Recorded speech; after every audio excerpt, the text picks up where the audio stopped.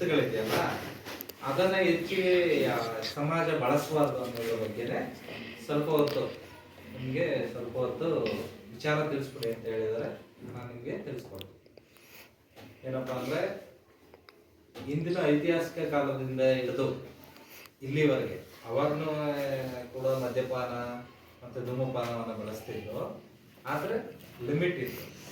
ಅವಾಗ ಉನ್ನತ ವ್ಯಕ್ತಿಗಳು ಶ್ರೀಮಂತರು ಬಳಸ್ತಿದ್ರು, ಅರ್ಥ ಆಯ್ತಾ?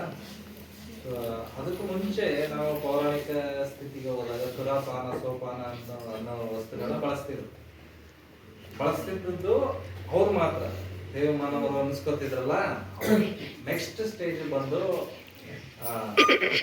ಶ್ರೀಮಂತರು ಮತ್ತು ಉನ್ನತ ವರ್ಗದವರು ಬಳಸ್ತಿದ್ರು. ಆಮೇಲೆ ಏನಾಯ್ತು, ಸ್ವತಂತ್ರ ಬಂದಂತ ನಂತರ, ಸ್ವತಂತ್ರ ಪೂರ್ವದಲ್ಲಿ ಕಡಿಮೆ ಇತ್ತು. ಯಾಕೆಂದ್ರೆ ಎಲ್ಲರೂ ಆಳ್ವಿಕೆ ಅಡಿಯಲ್ಲಿದ್ರು, ಊಟ ತಿಂಡಿಗೆ ಶ್ರಮ ಪಡುವಂತ ಸಮಯ ಇತ್ತು ಆಗ, ಅರ್ಥ ಆಯ್ತಾ?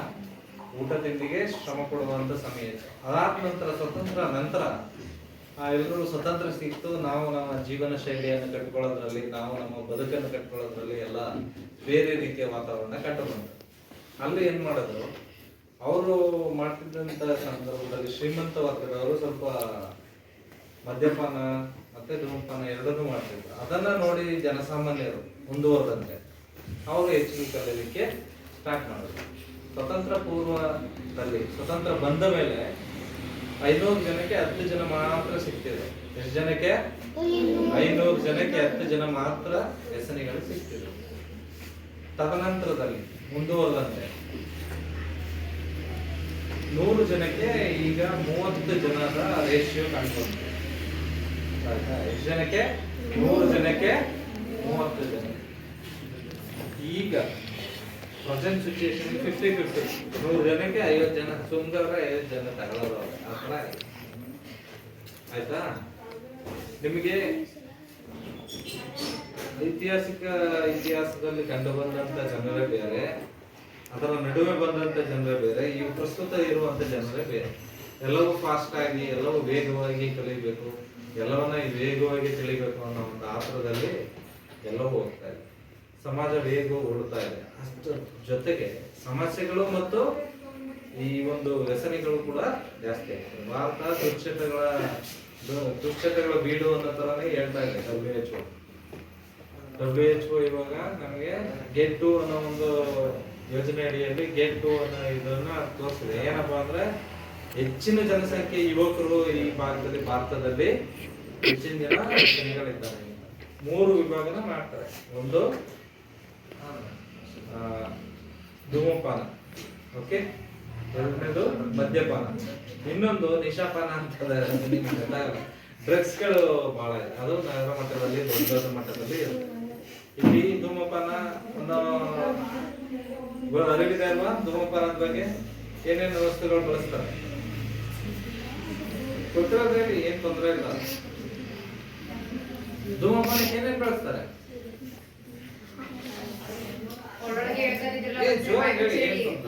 ತಪ್ಪೇನಿಲ್ಲ ಅದ್ರಲ್ಲಿ. ನಿಮ್ಗೆ ಎಜುಕೇಶನ್ಗೆ ಫ್ಯೂಚರ್ ಅಲ್ಲಿ ಇದು ಖಂಡಿತ ಬರುತ್ತೆ. ಯೂನಿವರ್ಸಿಟಿ ಲೆವೆಲ್ ಥಿಂಕ್ ಆಗ್ತಾ ಇದೆ, ಬರುತ್ತೆ ಮುಂದೆ.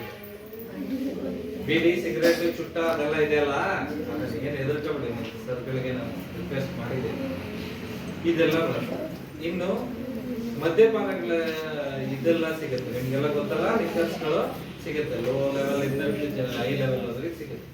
ಇವೆಲ್ಲವನ್ನ ಬಳಸ್ತಾ ಇದ್ದಾರೆ. ಇದರಿಂದ ಆಗುವ ದುಷ್ಪರಿಣಾಮಗಳು ಮತ್ತು ಅದನ್ನ ಬಿಟ್ರೆ ಏನಾಗ್ತಾನೆ ಅನ್ನೋದು ಅರ್ಥ ಆಯ್ತಾ? ಹೆಚ್ಚಿನ ದುಷ್ಪರಿಣಾಮಗಳು ಯಾವ್ಯಾವ ರೀತಿಲಿ ಆಗತ್ತೆ, ಇದನ್ನ ಗೌರ್ಮೆಂಟ್ 5 ವಿಭಾಗಗಳಾಗಿ ಹೇಳ್ತಾ ಹೋಗ್ತಾರೆ. ಒಂದು ಪ್ರಾರಂಭದಲ್ಲೇ ಅದನ್ನ ತಡೆಯಬೇಕು ಅಂತ ಹೇಳ್ತಾರೆ. ಓಕೆ, ಕುಡಿತಕ್ಕೆ ಒಳಗಾಗ್ತಾರಲ್ಲ, ಫಸ್ಟ್ ನಿಮ್ಗೆ ಕಾರಣ ಕೊಡ್ತಾರೆ, ಕರ್ಕೊಂಡು ಹೋಗ್ತಾರೆ. ಗೊತ್ತಾ, 7 ದಿನ 15 ದಿನ ಈ ತರ ನಮ್ಮಲ್ಲಿ ಮಾಡ್ತಾರೆ. ಧರ್ಮಸ್ಥಳ ಸಂಘದ ವತಿಯಿಂದ ಬೇರೆ ಬೇರೆ ಕ್ಯಾಂಪ್ಗಳಿದೆ. ಆ ಕ್ಯಾಂಪ್ಗಳೆಲ್ಲ ಸೋಷಿಯಲ್ ಕ್ಯಾಂಪ್ಸ್ ಎಲ್ಲ ಕರ್ಕೊಂಡು ಹೋಗಿ ಅವ್ರನ್ನ ಸೇರಿಸಿ ಬಿಡಿಸ್ಬೇಕು. ಅಲ್ಲಿಂದ ಬಿಡಿಸಿ ಸಮಾಜಕ್ಕೆ ಒಳ್ಳೆ ವ್ಯಕ್ತಿಯಾಗಿ ಕರ್ಕೊಂಡು ಹೋಗೋದು. ಇನ್ನೊಂದು ದೊಡ್ಡ ಕೆಲಸ ಏನಂದ್ರೆ, ನಿಮ್ಮಿಂದ ನಿಮ್ಮ ಮನೇಲಿ ನಿಮ್ಮ ಅಣ್ಣ, ನಿಮ್ ಚಿಕ್ಕಪ್ಪ, ನಿಮ್ಮ ಮಾವ, ನಿಮ್ ದೊಡ್ಡಪ್ಪ, ನಿಮ್ಮ ಅಪ್ಪ ಇವರೆಲ್ಲ ಡ್ರಿಂಕ್ಸ್ ಮಾಡ್ತಾ ಇರ್ತಾರೆ ಅಂತ ಇಟ್ಕೊಳ್ಳಿ. ಅವ್ರಿಗೆ ಹೋಗಿ ಇಲ್ಲ ಮಾಡದೇ ಇರೋರ್ಗಿಲ್ಲ, ಡಾಕ್ಟರ್ ಮಾಡೋರು ಯಾರಿರ್ತಾರೆ ಮನೇಲಿ ಅವರಿಗೆ ನೀವು ಪ್ರೀತಿ ಪಾತ್ರರಾದವರು ಅಲ್ವಾ? ನೀವ್ ಇಷ್ಟ ಇರ್ತಿರ್ತಾನೆ ನಿಮ್ಮ ಅಪ್ಪ ನಿಮ್ಮ ಅಣ್ಣ ತಂದರಿಗೆ ಇಷ್ಟ ಇರ್ತಿರೋ ಇಲ್ಲೋ ಇರಲ್ವ? ಹೋಗಿ ಅವ್ರಿಗೆ ಸಮಾಧಾನದಲ್ಲಿ ಹೇಳ್ಬೇಕು, ಅವ್ರಿಗೆಲ್ಲ ರೊಡಿದಮ್ ಮಾಡ್ಬೇಡಿ, ಸಮಾನವಾಗಿ ಹೇಳ್ಬೇಕಪ್ಪ ಈ ತರ ಆರೋಗ್ಯ ಕೆಟ್ಟೋಗುತ್ತಂತೆ, ನೀನ್ ಚೆನ್ನಾಗಿದ್ರೆ ನಾವು ಚೆನ್ನಾಗಿರಕ್ಕಾಗದು, ಹಾಗಾಗಿ ಏನ್ ಮಾಡ್ಬೇಕು, ನೀನು ಡ್ರಿಂಕ್ಸ್ ನ ಹೋಗಿ ಬಿಟ್ಬಿಡಪ್ಪ ಅಂತ ಹೇಳ್ಬೇಕು. ಓಕೆ, ಹೇಳ್ತಿರಲ್ವಾ? ಹೇಳ್ತಿರ ತಾನೆ? ಅವ್ರು ಕುಡ್ದಾಗ ಹೇಳಕ್ ಹೋಗ್ಬೇಡಿ, ಕುಡಿದಾಗ ಅರ್ಥ ಆಯ್ತಾ? ಕುಡ್ದಾಗ ಹೇಳ್ಬೇಕು, ಕುಡಿದೇ ಇದ್ದಾಗ ಸಮಾಧಾನದಲ್ಲಿ ಸೂಕ್ಷ್ಮವಾಗಿ ನಮ್ಮ ತಂದೆ ತಾಯಿ ಪ್ರೀತಿ ಉಳ್ಳವರು, ಪ್ರೀತಿ ಪಾತ್ರರಾದವರು ಯಾರನ್ನ ಕೇಳಿ ಬಿಡ್ತೀವಿ. ಇಲ್ಲ ಅಂದ್ರೆ ನಿಮ್ಮ ದೊಡ್ಡಪ್ಪ ಅವರೆಲ್ಲ ಅವ್ರಿಗಿಂತ ದೊಡ್ಡವ್ರು ಇರ್ತಾರಲ್ಲ, ಅವ್ರಿಗೆ ಹೇಳಿ ನಮ್ಮ ಅಪ್ಪ ಈ ತರ ಮಾಡ್ತಾನೆ, ನೀನ್ ಹೇಳಪ್ಪ ದೊಡ್ಡಪ್ಪ ಅಂತ ಹೇಳ್ಬೇಕು. ಇಲ್ಲ ಯಾರೋ ನಿಮ್ ತಾತನ ಯಾರೋ ಇರ್ತಾರಲ್ವಾ, ಹಿರಿಯರು ಇದ್ದೇ ಇರ್ತಾರಲ್ವಾ ಮನೇಲಿ, ಅವ್ರಿಗೆ ಹೇಳಿ ಅದನ್ನ ತ್ಯಜಿಸ್ಲಿಕ್ಕೆ ಸಹಕರಿಸ್ಬೇಕು. ಕೊನೆಯದಾಗಿ ನೋಡಿ, ಅವ್ರ ಆರ್ಥಿಕ ಪರಿಸ್ಥಿತಿ ಕುಗ್ಗದಲ್ದೇನೆ ಅವ್ರ ಆರೋಗ್ಯ ಕೆಲ್ಸ, ಅವ್ರ ಸಂಸಾರಕ್ಕೆ ಮಾರಕವಾಗ್ತದೆ. ದಿಢೀರ್ ತಪ್ಪಾದ್ರೆ ಅವರ ಸಾಂಸಾರಿಕ ಜೀವನ, ಅವರ ಮಕ್ಕಳ ಬೆಳವಣಿಗೆ ಇದೆಲ್ಲ ತೊಂದರೆ ಆಗುತ್ತೆ. ಹಾಗಾಗಿ ಅದರಿಂದ ದೂರ ಇರ್ಬೇಕು. ಅಂತ ಆಯ್ತಲ್ಲ? ಇದನ್ನೆಲ್ಲ ಇದು ಬಿಟ್ಟು ಅವ್ರಿಗೆ ಬೇರೆ ಏನಾದ್ರು ಮಾಡಕ್ಕೆ ಅವ್ರಿಗೆ ಅವಕಾಶಗಳು ಅಂದ್ರೆ ಒಳ್ಳೆಯ ಹಾಡುಗಳನ್ನ ಕೇಳೋದು, ಓಕೆ, ಧಾರ್ಮಿಕ ನೆಲೆಗಳು, ದೇವಸ್ಥಾನದ ಹರಿಕತೆಗಳು, ದೇವಸ್ಥಾನಕ್ಕೆ ಹೋಗೋದು, ಇಲ್ಲಾಂದ್ರೆ ಒಳ್ಳೊಳ್ಳೆ ಪ್ರದೇಶಗಳು. ಎಂಥದ್ದು ನೀವೆಲ್ಲ ಟ್ರಿಪ್ ಟೂರ್ ಹೋಗಲ್ಲ, ಆ ತರದ ಒಳ್ಳೊಳ್ಳೆ ಸ್ಥಳಗಳನ್ನ ಕರ್ಕೊಂಡು ಹೋಗೋದು, ಈ ತರ ಒಳ್ಳೆ ಕೆಲಸಗಳನ್ನ ಮಾಡ್ತಾ ಅದನ್ನ ಮರೆಯಲಿಕ್ಕೆ ಪ್ರಯತ್ನ ಪಡೋದಕ್ಕೆ ಸಾಧ್ಯವಾದ ಮಾರ್ಗಗಳು. ಇನ್ ನೆಕ್ಸ್ಟ್ ತಂಬಾಕು ವಸ್ತುಗಳು. ಓಕೆ, 10 minutes ಕಂಪ್ಲೀಟ್ ಆಯ್ತು. ತಂಬಾಕು ವಸ್ತುಗಳು. ಓಕೆ, ತಂಬಾಕು ವಸ್ತುಗಳನ್ನ ಹೆಚ್ಚಾಗಿ ಬಳಸ್ತಾ ಇರೋದ್ರಿಂದ ಅದರಲ್ಲಿ ಒಂದು ಸಿಗರೇಟ್ ಅಲ್ಲಿ 4,000 ರಾಸಾಯನಿಕಗಳಿದೆ, ರಾಸಾಯನಿಕಗಳು, ಕೆಮಿಕಲ್ಸ್. ಓಕೆ, ಇದನ್ನ ತ್ಯಜಿಸ್ಬೇಕು ಯಾವಾಗಲೂ. ಭಾರತಕ್ಕೆ ಇದೇ ಮಾರಕ, ಅತಿಯಾದ ಮಾರಕ. ಅಲ್ಲೇ ಏನೇ ಇರುತ್ತೆ, ಸಿಗರೇಟ್ ಹಾನಿಕಾರಕ, ಅದನ್ನು ಸೇವಿಸಿದ್ರೆ ಹಾನಿಕಾರಕ ಅಂತ ಬರೆದ್ಬಿಟ್ಟು ಆರ್ಥಿಕವಾಗಿ ಮುನ್ನಡಿಬೇಕು ಅಂದ್ಬಿಟ್ಟು ರಾಜಕೀಯ ವಲಯಗಳು ಅದನ್ನ ಸಾಮಾಜಿಕ ವಲಯಕ್ಕೆ ಬಿಟ್ಟು ಸಾಮಾಜಿಕ ವಲಯನ ಸಜ್ಜಿಲ್ಲದೆ ಅಂತ ಹಾಳು ಮಾಡ್ತಾ ಹೋಗ್ತಾ ಇದ್ದಾರೆ. ಪ್ರತಿದಿನ 2,500 ಜನ ಸಾಯ್ತಾರೆ. ಅದರಲ್ಲಿ 10 ಜನದಲ್ಲಿ ಒಬ್ಬ ಹೃದಯಾಘಾತದಿಂದ ಸಾಯ್ತಾನೆ.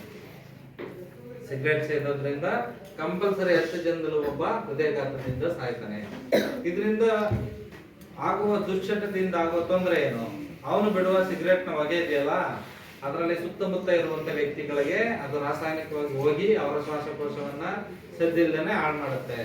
ಇನ್ನು ಕೂಡ ಮುಂದುವರೆದು ಕೆಲವು ವೈರಸ್ಗಳು ಇರುವಂತ, ಈಗ ಗೊತ್ತಿಲ್ಲದ ವೈರಸ್ಗಳು ಮನುಷ್ಯನಿಗಿರುತ್ತೆ. ಹೊಗೆ ಬಿಟ್ಟಾಗ ವೈರಸ್ಗಳು ತಾವಾಗಿ ಚಿಗುರ್ತವೆ, ಅಂದ್ರೆ ಅದು ಆಕ್ಟಿವ್ ಆಗಿ ಕೆಲಸ ಮಾಡಕ್ಕೆ ಸ್ಟಾರ್ಟ್ ಮಾಡುತ್ತೆ. ಯಾರಿಗೆ ಆರೋಗ್ಯ ಸ್ವಲ್ಪ ಪಾಪ ಕೆಟ್ಟಿರುತ್ತಲ್ಲ, ಅವನಿಗೆ ಇಕ್ಕಿದಂಗೆ ಅದು ಉಲ್ಬಣ ಆಗಿ ತೊಂದರೆಗೊಳಗಾಗಬಹುದು. ಇದು ಸಾಮಾಜಿಕ ಹಾನಿಕಾರಕ ಸ್ಥಳ. ಬಸ್ಗಳಲ್ಲಿ, ಬಸ್ ಸ್ಟ್ಯಾಂಡ್ಗಳಲ್ಲಿ, ಆರೋಗ್ಯ ಏನು ಹಾಸ್ಪಿಟಲ್ಸ್ ಅಲ್ಲಿ ಒಳ್ಳೊಳ್ಳೆ ಜಾಗಗಳಲ್ಲಿ ಬೋರ್ಡ್ ಅನ್ಸಿರ್ತಾರೆ ಗೊತ್ತಾ, ಒಂದ್ ಸಿಗರೇಟ್ ಹಾಕ್ಬಿಟ್ಟು ಒಂದ್ ಗೀಟ್ ಹಾಕಿರ್ತಾರೆ, ಹಿಂಗ ಒಂದ್ ರೌಂಡ್ ಅಪ್ ಹಾಕಿ ನೋಡಿರ್ತಾರ, ಧೂಮಪಾನ ನಿಷೇಧಿಸಿದೆ ಅಂತ ಹಾಕಿರ್ತಾರೆ ಅಲ್ವಾ? ಅಲ್ಲಿ ಆ ಜಾಗದಲ್ಲಿ ಮಾಡಬಾರ್ದು. ಯಾಕೆ ಮಾಡಬಾರ್ದು ಹೇಳಿ? ಯಾಕೆ ಮಾಡಬಾರ್ದು? ಏನು ಜೋರಾಗಿ ಹೇಳ್ಬೇಕಿಲ್ಲ? ಹೌದೌದು, ಹರಡುತ್ತೆ, ಜೊತೆಗೆ ಅಲ್ಲಿರೋ ವಾತಾವರಣನ ಹಾಳು ಮಾಡುತ್ತೆ ಅಂತ. ಅರ್ಥ ಆಯ್ತಾ? ಇನ್ನೊಂದು ಬೀಡಿ ಏನಪ್ಪಾ ಅಂದ್ರೆ, ಇಂದಿನ ಐತಿಹಾಸಿಕ ಕಾಲದಿಂದ ಹಿಡಿದು ಇಲ್ಲಿವರೆಗೆ ಅವಾಗ್ನೂ ಕೂಡ ಮದ್ಯಪಾನ ಮತ್ತೆ ಧೂಮಪಾನವನ್ನ ಬಳಸ್ತಿದ್ರು. ಆದ್ರೆ ಲಿಮಿಟ್ ಇತ್ತು. ಅವಾಗ ಉನ್ನತ ವ್ಯಕ್ತಿಗಳು, ಶ್ರೀಮಂತರು ಬಳಸ್ತಿದ್ರು. ಅರ್ಥ ಆಯ್ತಾ? ಅದಕ್ಕೂ ಮುಂಚೆ ನಾವು ಪೌರಾಣಿಕ ಸ್ಥಿತಿಗೆ ಹೋದಾಗ ಅದನ್ನ ಕತ್ತರಿಸಾಕ್ದಾಗ ಅವನು ವಿಕಾರ ಆಗ್ತಾನೆ ಮನುಷ್ಯ. ಅದು ಕೆಟ್ಟದವು, ಅದನ್ನ ಬಳಸಿ ಇವನು ವಿಕಾರ ಆಗೋದು. ಜೊತೆಗೆ ಆರ್ಥಿಕವಾಗಿ ದುಡ್ಡು ವೇಸ್ಟ್ ಅಲ್ವಾ? ಅದರಿಂದ ದುಡ್ಡು ವೇಸ್ಟ್, ಅದನ್ನ ರೂಢಿಸ್ಕೋಬಾರ್ದು. ಇನ್ನು ಮುಂದುವರೆದಂತೆ ಈ ಪಾನ್ ಪರಾಗ ಅವೆಲ್ಲಾನು ಬಳಸ್ತಾರೆ ಅಲ್ವಾ? ಅದರಿಂದ ಏನಾಗುತ್ತೆ, ನಾರ್ತಲ್ಲೆಲ್ಲ ನೀವು ಇಲ್ಲೆಲ್ಲ ಮಾಮೂಲಿ ಹಾಸ್ಪಿಟಲ್ಗಳು ಜಾಸ್ತಿ. ನಾರ್ತಲ್ಲೆಲ್ಲ ಈ ಕಡೆ ಗಮನ ಇಡಿ. ನಾರ್ತಲ್ಲೆಲ್ಲ ಹಾಸ್ಪಿಟಲ್ಗಳು ಏನ್ ಜಾಸ್ತಿ ಹೇಳಿ? ಅವ್ರ ಏನ್ ಹಾಕೊಂತಾರೆ? ಏನ್ ಹಾಕೊಂತಾರೆ? ಅನ್ಸಾಕೋತಾರೆ. ಓಕೆ, ಆಮೇಲೆ ಇದೆಲ್ಲ ಹಾಕೊಂಡ್ ಜಿಗಿತಾರಲ್ವಾ?